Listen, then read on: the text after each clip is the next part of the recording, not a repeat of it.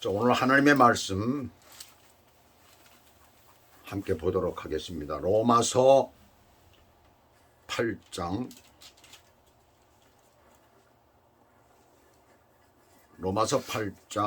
18절에서부터 25절까지 제가 봉독해 올려드리도록 하겠습니다. 생각하건대 현재의 고난은 장차 우리에게 나타날 영광과 비교할 수 없도다. 피조물이 고대하는 바는 하나님의 아들들이 나타나는 것이니 피조물이 허무한 데 굴복하는 것은 자기 뜻이 아니요 오직 굴복하게 하시는 이로 말미암음이라. 그 바라는 것은 피조물도 썩어짐의 종노릇한 데서 해방되어 하나님의 자녀들의 영광의 자유에 이르는 것이니라. 피조물이 다 이제까지 함께 탄식하며 함께 고통을 겪고 있는 것을 우리가 아느니라. 그뿐 아니라 또한 우리 곧 성령의 처음 익은 열매를 받은 우리까지도 속으로 탄식하여 양자될 것 곧 우리 몸의 속량을 기다리느니라. 우리가 소망으로 구원을 얻었음에 보이는 소망이 아니니 보는 것을 누가 바라리요. 만일 우리가 보지 못하는 것을 바라면 참음으로 기다릴지니라. 아멘. 자, 오늘 본문 말씀의 제목은 양자의 고난, 탄식, 영광, 그렇게 제목을 붙였습니다. 로마서는 8장까지만 아직 한두 번 더 시간이 남았습니다. 8장까지만 하고 그 다음에 이제 다른 곳으로 들어가도록 그렇게 할 생각입니다. 자, 미국 오페라 가수로 굉장히 유명한 그런 분이 쓴 간증의 그 기사를 제가 한번 읽은 적이 있어요. 어느 날 자기 아들이 이웃집 아이와 놀면서 주고받는 대화를 집에서 살짝 엿듣게 되었습니다. 이웃집 아이가 자기 아들을 보고 우리 아빠는 시장, 메이어를 잘 알고 있어 라고 이제 자랑을 그렇게 하는 거예요. 그랬더니 그 말을 듣던 그 자기 아들이 우리 아버지는 하나님을 잘 아셔 하고 대꾸하더랍니다. 아들이 대답을 듣는 순간 그의 눈에서 눈물이 쏟아져 내려서 서재로 달려들어가 실컷 울었다는 그런 얘기입니다. 무엇 때문에 아들의 말을 듣는 순간 그렇게 감격했을까요? 그 눈물의 의미가 무엇일까요? 그 눈물의 의미가 어디에 있다고 생각하십니까? 하나님을 잘 아는 자기 아빠를 떳떳하게 자랑할 줄은 아는 그 아들의 모습이 너무나 기쁘고 대견스럽고 자랑스러웠기 때문이에요. 저와 여러분은 얼마나 하나님을 자랑스러워하고 계십니까? 우리는 모두 하나님의 아들입니다. 하나님의 자녀입니다. 그런데 하나님을 얼마나 우리가 자랑할 수 있습니까? 성령이 친히 우리 영으로 더불어 우리가 하나님의 자녀인 것을 증거하신다고 했는데 그 하나님을 얼마나 우리가 잘 알고 지금 우리가 자랑하고 있는가? 우리 자신에게 한 번쯤 물어봐야 될 것입니다. 우리가 하나님의 자녀가 되었다는 것은 너무나 기쁘고 자랑스러운 일이에요. 이게 꿈인가 생시인가 한번 꼬집어 볼 만한 그런 일입니다. 1억 불짜리 복권 당첨된 것보다도 어쩌면은 아니 그 이상이 있죠. 지금 뭐 6억 불 복권이 뭐 올라갔다고 그러더라고요. 그 당첨된 것보다도 더 어쩌면 더 신나는 일이에요. 그러나 지금 우리가 살고 있는 이 악한 세상에서는 잘 통하지 않는, 잘 먹혀 들어가지 않는, 매력을 주지 못하는 그런 것입니다.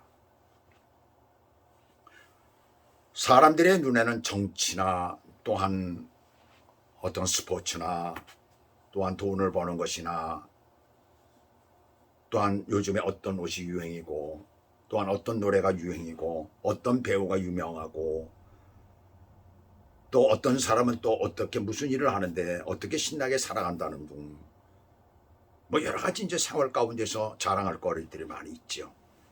거기에 그런 것들을 자랑할 만하고 그런 것들을 또 잘 아는 그런 사람들은 대단하게 지금 생각을 하고 있죠.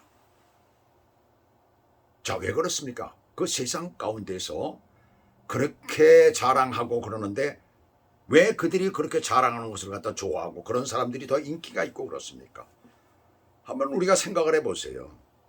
인격적으로 그렇게 되먹지 못한 사람들이 있는데, 그런데 그런 사람들이 정치권에서도 아주 인기가 있어요. 이상하게. 왜 그럴까요? 죄송한 얘기지만은 성경대로 얘기를 한다라고 한다면 세상 사람들은 하나님과 원수된 자들이기 때문에 그렇습니다. 언젠가 제가 어떤 사람에게 복음을 전하다가 믿지 않은 사람들은 엄밀히 말해서 마귀의 자식이다, 자식들이다 라고 얘기를 했다가 그 사람이 얼굴이 시뻘개지더니 말이죠. 화를 내면서 그러면 내가 마귀 자식이란 말입니까? 라고 하더라고요. 그때 그것을 그 사람을 진정시키고 복음을 전하는데 참 어려움이 많았었어요. 자, 그 믿지 않은 사람들도 마귀 귀신이라고 하면 그렇게 싫어합니다. 그런데 그들은 그럼에도 불구하고 거기에 매여서 사는 것이에요. 거기서 벗어나질 못하고 있습니다. 요한복음 6장 7절에 보시게 되면 예수님께서 제자들을 향해서 뭐라고 말씀 안 하시느냐면 우리 중에 마귀가 있다고 그래서 누굴 얘기를 하고 있습니까? 예수님을 장차 팔 가룟 유다를 지칭해서 말씀을 하셨죠. 또 요한복음 8장에 보시게 되면 유대인들을 향해서 뭐라고 말씀하시는 줄 압니까? 너의 아비는 마귀다라고 말씀하고 있어요. 자, 그렇다면 이 세상 가운데 보세요. 유대인들은 하나님을 믿는 사람들이었습니다. 구약에서야 그 하나님을 믿는 제사 지내고 그러는 사람들이에요. 그럼에도 불구하고 그들이 하나님을 온전히 믿지 않기 때문에 그들을 두고 마귀의 자식들이라고, 마귀의 자식이라고, 너의 아비는 마귀라고 그랬어요. 자, 마귀의 자식들이 하나님을 아버지라 부르는 그런 사람들을 그들이 좋아할 리가 없잖아요. 우리는 마귀의 자녀들과 섞여서 이 세상을 지금 살아가고 있습니다. 때문에 살면서 그만한 값을 우리가 치러야 되는 것이에요. 그래서 오늘 본문 말씀은 양자라 칭함을 받은 양자가 된 우리들이 이 세상을 살아가면서 겪어야 될 그러한 대가를 지금 오늘 여기서 말씀하고 있는 것입니다. 그래서 오늘 본문 17절 18절을 보시게 되면 17절은 지난주에 제가 말씀을 드린 거지만은 다시 한번 읽어드리겠습니다. 자녀이면 또한 상속자 곧 하나님의 상속자요 그리스도와 함께한 상속자니 우리가 그와 함께 영광을 받기 위하여 고난도 함께 받아야 할 것이니라 라고 말씀합니다. 고난도 함께 받아야 된다는 것입니다. 양자가 된 우리들은 대가를 치러야 되는데 어떤 대가냐 하면 고난도 함께 받는다는 것입니다. 그래서 18절에서는 현재의 고난은 라고 말씀을 하고 있어요. 생각하건대 현재의 고난은 이라고 하면서 말씀을 하고 있습니다. 이 고난의 특징이 뭘까요? 이 고난의 특징이 뭘까요? 하나님의 자녀들만이 아는 고난입니다. 어떤 특징을 가지고 있느냐면 그리스도와 함께 받는, 그리스도와 함께 영광을 받기 위한 그런 고난이 되는 거예요. 그리스도와 함께 영광을 받기 위한 고난입니다. 또 한 가지 특징이 뭡니까? 현재에 받는 고난이라는 얘기예요. 예수님은 세상에 사는 동안에 고난을 받았습니다. 예수님도. 고난을 받은 이유가 무엇일까요? 하나님의 아들이라는 이유 때문이었어요. 자, 유대인들의 입장에서 볼 때 예수님이 어떤 분입니까? 자, 자기들 볼 때 말이죠. 집안도 형편없어요.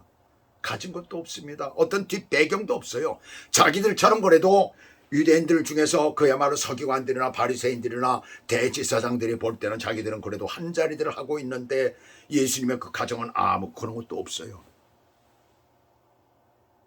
정말 제일 밑바닥에서 일을 하는 목수라고 하는 그런 직업을 가진 그런 가정에서 태어나가지고 그런 가정에서 또 목수로서 예수님은 일을 했었습니다.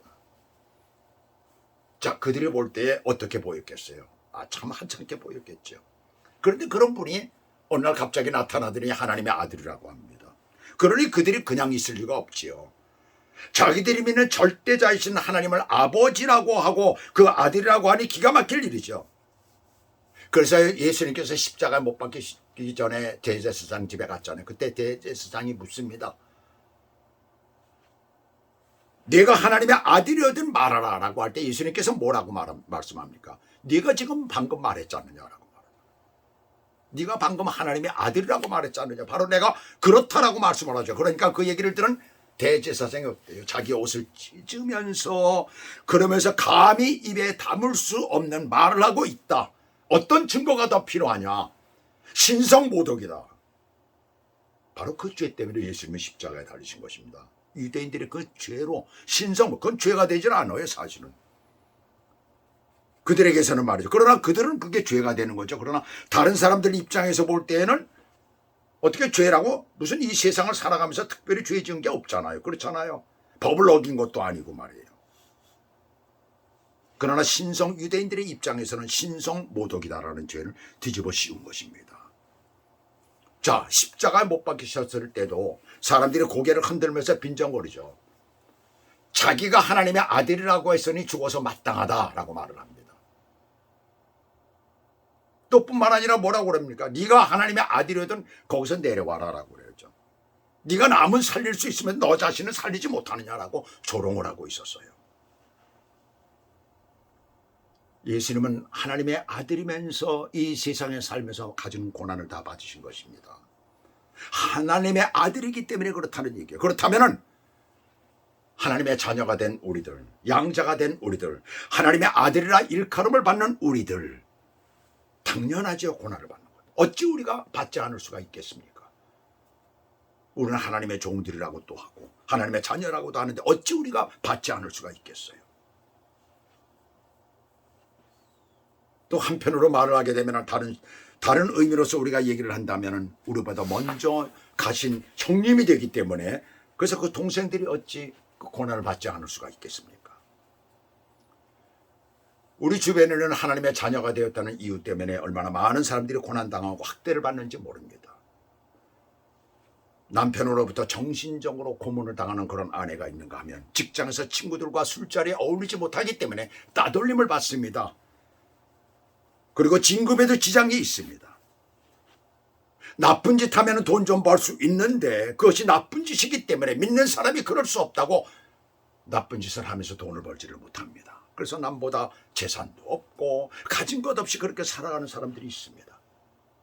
나이가 차서 시집을 가야 되는데 예수 믿는 사람이 아니면 절대로 갈 수 없다라고 해가지고 그런 생각 때문에 그런 믿음 때문에 그래서 나이 40이 넘고 50이 넘도록 시집을 못 가는 그런 사람들도 있습니다. 그것이 바로 현재의 고난입니다.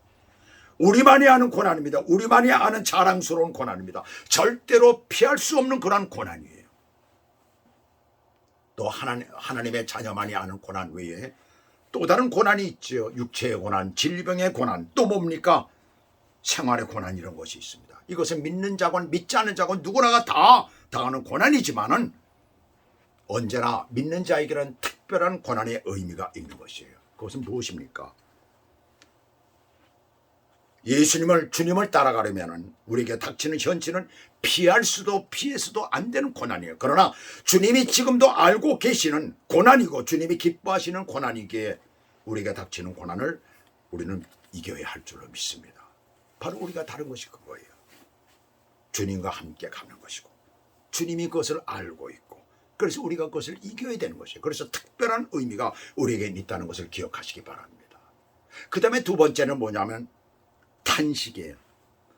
하나님의 자녀만이 하는 탄식이에요. 이것은 기다림의 탄식이라고 할 수가 있습니다. 절망과 고통의 탄식이 아니라 기쁨으로 기다리는 그런 탄식이에요. 저희 집에서 이제 첫째 아이의 아들을 낳을 때에 그때 우리가 어디에 살고 있었냐면 남과자동, 한국의 서울의 남과자동에 세를 들어서 결혼한 지 얼마 안 됐으니까 거기서 살고 있을 때였습니다. 그때 이제 그 동네 병원 의원이라고 자해의원이라고 있었는데 지금도 제가 잊지를 않네요 이름을. 그 자해의원의 산부인과죠. 거기 입원을 시키고 그리고 이제 그 밤에 이제 같이 저도 있었어요. 근데 진통이 한 저녁 7시부터 시작이 되는데 얼마나 그 진통이 심한지요. 그 다음날 새벽 12시간을 진통을 당한 거예요. 새벽 한 7시, 아침 7시경 돼가지고 아이를 낳았는데 그때 한 12시간 정도 걸렸죠. 그런데 제가 그 옆에서 지켜 있는데 집사람이 얼마나 그 고통을 당하는지 저를 꼬집고 때리고 아플 때마다 그러더라고요. 그래서 밤새도록 저는 고문을 당했어요. 평생 아마 집사람이 저를 향해서 욕하고 싶은 것은 그때 다 욕했을 거예요 아마. 그 왜 욕을 했는지 나도 지금 아직도 의문입니다. 도대체 무엇 때문에 나를 그렇게 때렸는지 나도 잘 모르겠어요. 그렇게 해가지고 고통을 당했는데 한번 생각을 해보세요. 그 고통은 정말 어떤 고통이라고 생각하십니까? 슬픔의 고통입니까? 괴로움의 고통입니까? 어떤 악한 것에 대한 고통입니까? 아니지요. 새 생명을 얻는다는 기쁨의 고통입니다. 그리고 새 생명을 얻는다는 기쁨의 비명이에요. 새 생명을 얻는다는 탄식의 소리였던 것입니다. 마찬가지로 우리 그리스도인들도 중생 거듭났다는 그런 성령의 첫 열매를 받았어요. 그 다음에 우리가 마지막으로 받게 되는 열매가 양자 될 것, 죽음의 구속입니다. 이미 우리는 양자가 되었지만은 이것은 계약이라고 할 수 있죠. 우리의 몸이 부활될 때에 완전해지는 것입니다. 그것을 우리가 고대하며 살고 있어요. 그것을 너무 기다리다 보니까 뭐예요? 단식이 되는 것입니다. 우리가 살아가면서 아무리 고통이 있고 아무리 어려움이 있고 그래도 우리가 기다리고 있다는 얘기죠. 그러면 나중에 우리가 영원한 생명을 얻게 되는 완전해지는 그것을 기다리며 살아가고 있기 때문에 우리 속에 끊임없는 탄식이 흘러나오는 것입니다. 저희 유명한 손양원 목사님은 6.25 때 순교를 당하셨죠. 매일 자나깨나 언제 주님 오실까 기다렸다고 합니다. 참 그분은 참 우리 한국 기독교 역사상의 가장 위대한 목사님 가운데 한 분이죠. 원수의 자식까지 말이죠. 원수까지도 그 자식을 자기의 자녀로 삼으신 그런 분입니다. 참 그분이 우리들에게 참 주신 귀한 시가 하나 있습니다. 오늘 한번 제가 불러보겠습니다. 나 밤에 나 눈물 머금고 내 주님 모시기만 고대합니다.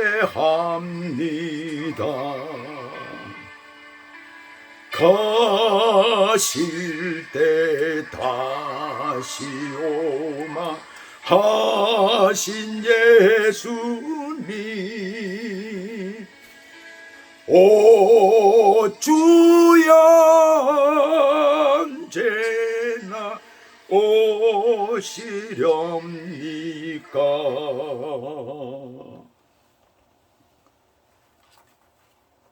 고족하고 쓸쓸한 빈 들판에서 희미한 등불만 밝혀놓고 오실 줄만 고대하고 기다리오니 오 주여 언제나 또 오시렵니까? 언제나 오시렵니까? 언제나 오시렵니까? 탄식하며 기다리는 이 믿음, 이것이 바로 우리들입니다. 그런데 이러한 탄식을 인생만 하는 것이 아니라고 오늘 본문은 우리들에게 말해주고 있어요. 22절에 보시게 되면 피조물이 다 이제까지 함께 탄식하며 함께 고통을 겪고 있는 것을 우리가 아느니라 그랬어요. 피조물이 누구를 얘기를 하고 있어요?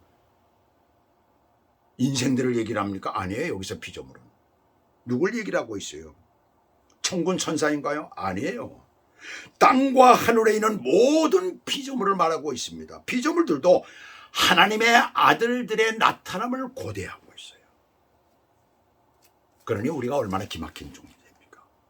얼마나 우리가 기가 막힌 존재예요. 피조물들까지도 예수 믿는 사람들이 나타나기를 바란다는 것입니다. 예수 믿는 사람들이 하나님이 원하시는 그 숫자가 되기까지 기다리고 있다는 것이에요. 여러분은 지금 구원받은 하나님의 아들이라는 확신을 가지고 살아가고 있습니까? 그때가 되면, 정말 주님 앞에 우리가 서게 될 때가 되면 아픈 것이나 곡하는 것이나 썩는 것이나 죽는 것이 다시 우리를 괴롭히지 못합니다.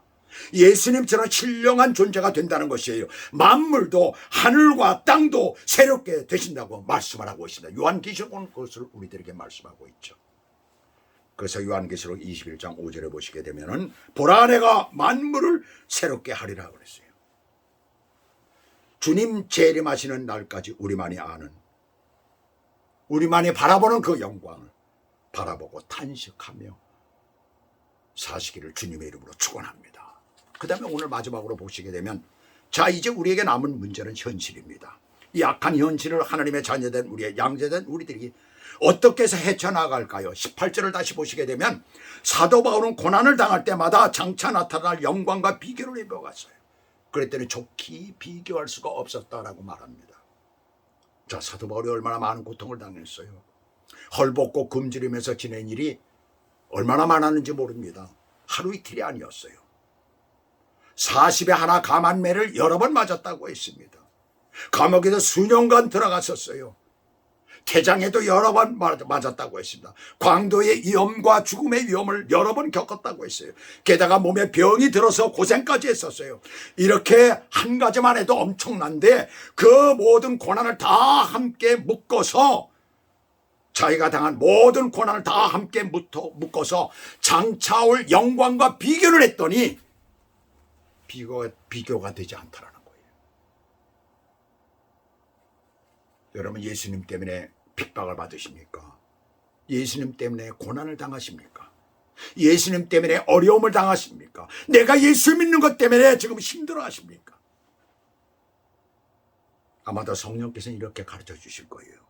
네가 아무리 힘들어도 네가 장차받을 영광에 비하면 아무것도 아니다라고 말씀하실 것입니다. 그 다음에 이 악한 현실을 어떻게 전화갈까요? 24절 25절에 보시면 우리가 보이지 않는 하나님을 믿고 구원받았는데 장차 나타날 영광도 보이지 않는다는 거예요. 지금은. 그렇다면 어떻게 해야 돼요? 참고 기다리는 것이죠. 한국에 꽤 이름 있는 목사님이 일본에 집회를 가셨대요. 그래서 호텔에서 묵게 되었는데 일주일에 한 번씩 신문에 내는 칼럼을 제대로 써서 보내지랑 그냥 갖고 온 거예요. 자기도 모르게. 그래서 아이고 큰일 났구나. 시간은 임박해 오는데. 그래가지고 밑으로 내려가서 벨보이를 불러가지고 이것을 좀 익스프레스로 좀 붙여달라고 했더니 알겠다고 이제 내려간 거예요. 근데 그런데도 자꾸 염려가 되는 거예요. 혹시나 벨보이가 잘 보내질 않을까. 이거 상당히 급한 것인데. 그래서 이번엔 내려가서 벨보이를 불러서 아까 내가 말씀한 그것을 꼭 좀 빨리 좀 붙여달라고 그랬더니 알겠다고. 꼭 붙이겠다고. 그래서 돌아서서 가는데 아무래도 또 염려가 되는 거예요. 그래서 다시 한번 돌아서서 excuse me 하고 불렀더니 벨보이 하는 말이 Sir, I'm Japanese 그러더라는 거예요.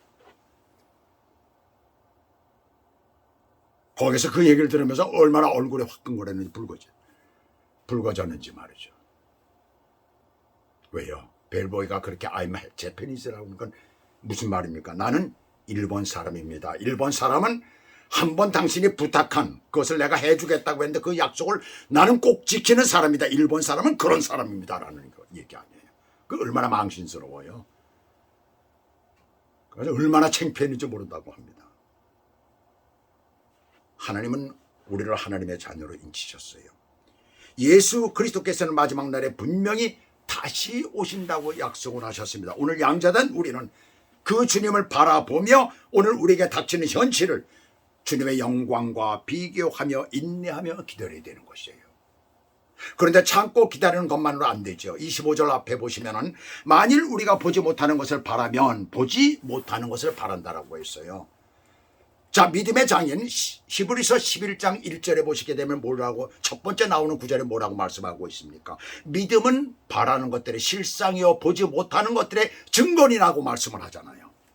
참고 기다리되 믿음으로 참고 기다리는 것을 말합니다.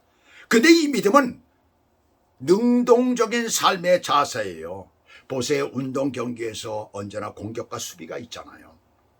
맨날 수비에만 온 힘을 쏟으면 골을 먹게 되어 있어요. 이기기 위해서는 적극적인 공격이 오히려 수비도 튼튼하게 하는 그런 결과를 낳게 되는 것입니다. 훨씬 이길 확률이 많아지는 것이에요. 1930년대 대경제공황 때, 미국의 대경제공황 때에 프랭클린 루즈벨트 대통령은 제32대 대통령으로 당선이 됐습니다. 그래서 1933년부터 직무에 들어갔죠. 그래서 백악관에 입성하자마자 그런 큰 문제들이 닥쳤어요. 대공황이니까. 얼마나 그때 당시에 어려웠는지 모른다고 합니다. 수백 마리의 실업자들이 생기고 농부들의 모기지 문제가 있었고 또 은행들이 파산을 하고 주지사들이 임무를 태만하게 하고 노후 사회복지 문제가 있었고 실업수당의 문제가 있었고 어린이 문제 등 그런 문제들이 얼마나 많이 있었는지 모릅니다. 그것을 바로잡는 데 전력을 쏟았다고 해요. 정직과 진실성으로 라디오 매스컴을 통해 탁월한 논법으로 국민들을 설득시키며 절망적인 그 경제 위기를 회복시키는 데 성공을 했습니다. 그것이 저 유명한 뉴딜 정책이죠. 그는 39세에 대통령으로 있을 그 무렵인가 봐요. 39세에 대통령인지 아마 그 다른 의원으로 있을 때인지 그때였었습니다. 실제로 활동하고 있을 때 소아마비에 걸렸다고 해요. 양발이 불구가 되어서 휠체어 신세를 지고 소외될 수 있는 그런 삶이지만 멈추지 않고 굴할 줄 모르고 오직 긍정적인 신념만으로 미래를 향했습니다. 장애인의 몸으로 역대 대통령 사상 4번씩이나 당선된 사람입니다. 미국 역사상 그런 일이 없죠. 지금은 이제 2번만 하면 끝나는 거지만 그때 당시에는 아마 무제한이었던 모양이에요. 4번 당선됐던 그런 사람입니다. 그리스도인의 삶도 그렇습니다. 미래를 향한 긍정적인 삶입니다. 아무리 우리가 어렵고 힘들더라도 바로 미래를 향해서 우리는 힘있게 나아가야 될 줄로 믿습니다. 우리는 양자의 신분이 되었습니다. 그러므로 이 땅에 사는 동안에 주님이 주신 양자라는 브랜드를 최고의 가치로 끌어올리기 위해서 장차 오실 주님을 기쁨으로 맞이하기 위해서 주님이 주신 양자의 권세를 오늘도 우리가 누리면서 힘차게 살아나가시길 주 예수 그리스도 이름으로 축복합니다. 기도하시겠습니다.